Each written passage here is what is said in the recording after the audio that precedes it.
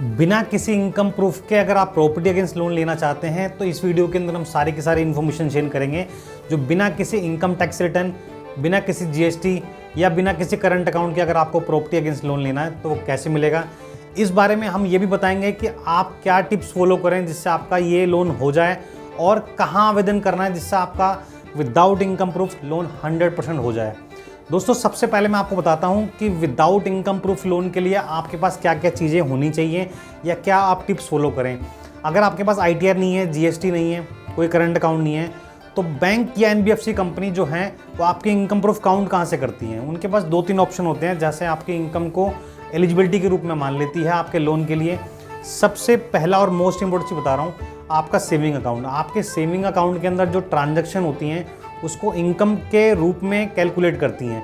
अगर आप किसी पर्टिकुलर डेट के ऊपर, जो मैं डेट आपको आगे मेंशन करने वाला हूँ, उस डेट के ऊपर अगर आप ट्रांजैक्शन करते हैं तो उन डेटों के ऊपर रखे हुए बैलेंस को जो है लोन अगेंस्ट प्रॉपर्टी वाली कंपनियां या बैंक आपके इनकम के रूप में मान लेती हैं और आपको अधिक से अधिक लोन प्रोवाइड करती हैं।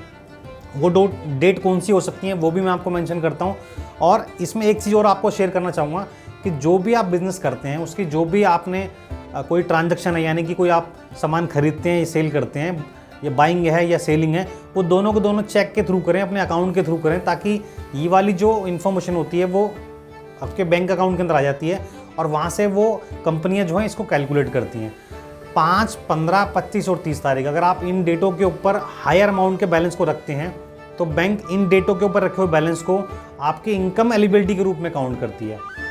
तभी विदाउट आईटीआर, विदाउट जीएसटी, बिना किसी करंट अकाउंट के सेविंग अकाउंट की ट्रांजैक्शन के बिहाफ पर आपको लोन अगेंस्ट प्रॉपर्टी प्रोवाइड करती हैं। दूसरा, अगर आप इन डेटों के ऊपर बैलेंस को मेंटेन रखते हैं तो आपका लोन होगा ही होगा विदाउट इनकम प्रूफ। दूसरा, आपके पास कोई रेंट आता है, कोई रेंटल आपके इनकम है जिसको आप शो नहीं कर सकते, मतलब प्रूफ नहीं है, वो कच्चे में आता है, कैश मिलता है, तो वो भी आपके इनकम के रूप में बैंक वाले या एनबीएफसी कंपनी वाले काउंट करते हैं। तो ये वाली चीज़ भी आप लोगों ने उनको बतानी है। और तीसरा, कोई आप अपने लोन के अंदर कोई एप्लीकेंट को जोड़ें जिसकी जो भी इनकम होगी, अगर उनके पास आईटीआर है तो बहुत अच्छी बात है, अगर नहीं है तो उनकी जो भी इनकम होगी, अकाउंट ट्रांजैक्शन होगी, उसको वो इनकम प्रूफ में कैलकुलेट करेंगे और आपका जो लोन की एलिजिबिलिटी है वो आपको अधिक से अधिक लोन मिलने की संभावना रहेगी, क्योंकि इनकम एलिजिबिलिटी क्लब होने से ऐड हो जाएगी। अब बात करते हैं कि आपने आवेदन कहाँ करना है। दोस्तों, बैंक में कभी भी आपने आवेदन नहीं करना loan against property without income proof. अगर बिना किसी इनकम प्रूफ के अगर आप आवेदन करना चाहते हैं, लोन लेना चाहते हैं, तो बैंक में आपने आवेदन नहीं करना है, क्योंकि उनके नॉर्म्स जो हैं थोड़े टफ होते हैं और उनके बाद जो रेट ऑफ इंटरेस्ट होता है वो भी कम होता है। तो कोशिश करें कि वहाँ पर आवेदन ना करें। एनबीएफसी कंपनी में आपको आवेदन करना है। वो कौन सी एनबीएफसी कंपनी? दोस्तों, भारत में बहुत सारी एनबीएफसी कंपनी हैं जो बिना किसी इनकम प्रूफ के आपको लैप लोन, यानी कि मॉर्टगेज लोन, जो आप अपनी प्रॉपर्टी के अगेंस्ट लोन लेते हैं, वो देती हैं। उनका थोड़ा सा रेट ऑफ इंटरेस्ट जो है बैंकों के मुकाबले अधिक होता है, 2-2.5% का गैप होता है। प्रोसेसिंग फीस वगैरह सब चीज़ों में थोड़ी सी उसमें कह सकता हूँ कि महंगा है, नो डाउट। लेकिन आपको बिना किसी इनकम प्रूफ के अगर आपको अर्जेंट लोन चाहिए प्रॉपर्टी अगेंस्ट, तो ये एनबीएफसी कंपनी प्रोवाइड करेंगी।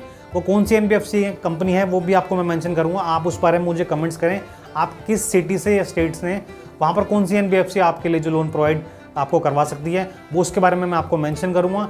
या इस वीडियो से रिलेटेड या इस क्वेश्चन से संबंधित अगर आपकी कोई भी क्वेरी है तो आप मुझे कमेंट्स करें, उसके बारे में आपको रिप्लाई करूंगा। धन्यवाद दोस्तों।